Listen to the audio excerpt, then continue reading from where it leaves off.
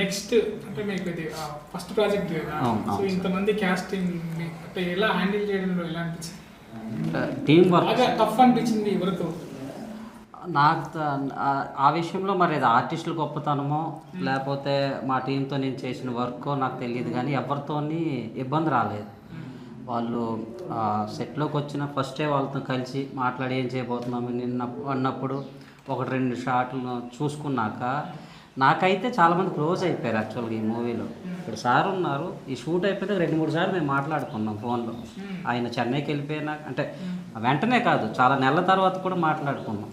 ఆదిత్య శ్రీవత్స గారు నాకు అప్పుడు ఫోన్ చేస్తారు. అంత వాళ్ళతో పనిచేసిన ప్రతి ఒక్కరితోనే కంఫర్టబుల్ వచ్చింది వాళ్ళు. అది వాళ్ళ గొప్పతనం యాక్చువల్గా. మేము కూడా టీం క్లారిటీగా ఇది చేయాలనుకొని ప్లాన్తో చేసుకొని ఆ రోజుకి ప్లాన్ చేసుకుని వాళ్ళ టైంలో టఫ్ అనిపించలేదు.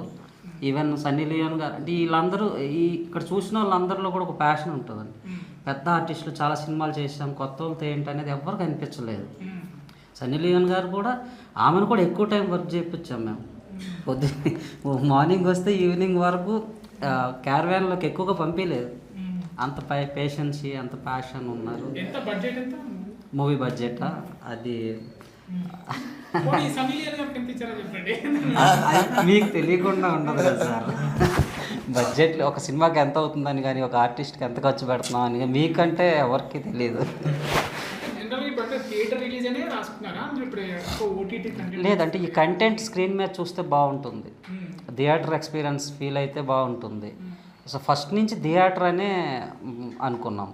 మా పాన్ ఇండియా అంటే అన్ని లాంగ్వేజెస్ అని అనుకోలేదు, హిందీ తెలుగు అనుకున్నాం ఇనీషియల్గా. కానీ థియేటర్ ఎక్స్పీరియన్స్ బాగుంటుంది, ఎందుకంటే ఒక మంచి సినిమా చూసిన ఫీల్ వస్తుంది. డిఫరెంట్ క్యారెక్టర్సు, మంచి screen play, fun, suspense, crime, thriller, so ఇన్ని ఎలిమెంట్స్ని థియేటర్లో చూస్తే బాగుంటుంది.